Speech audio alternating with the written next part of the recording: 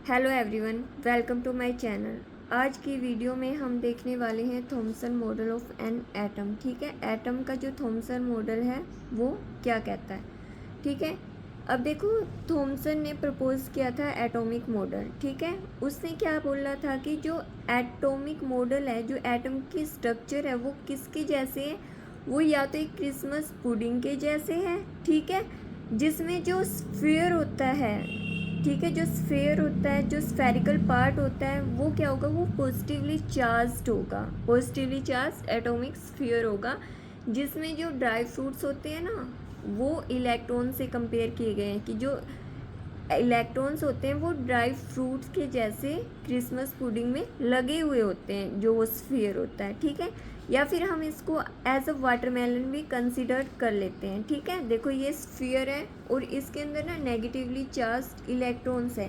ये जो सारा स्फीयर है ये पॉजिटिवली चार्ज है और इसके अंदर नेगेटिवली चार्ज इलेक्ट्रॉन ऐसे लगे हुए हैं, बिखरे हुए हैं। ठीक है, जो वाटरमेलन कैसा होता है, देखो जो पॉजिटिव चार्ज होता है वाटर में, देखो जो वाटरमेलन क्या होता है, जो रेड एडिबल पार्ट होता है ना, वो तो पॉजिटिवली चार्ज स्फीयर होता है एटम्स में।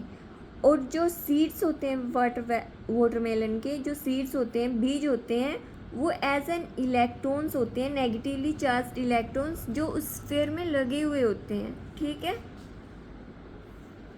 अब देखो थॉमसन ने प्रपोज किया है, क्या क्या बोला है थॉमसन ने।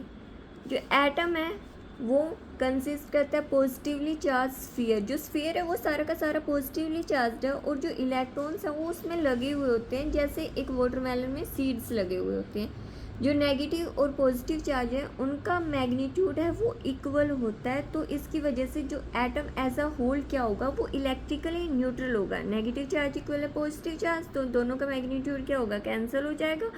और जो एटम है वो as a whole electrically neutral होगा, उसके ऊपर एज सच कोई चार्ज नहीं होगा।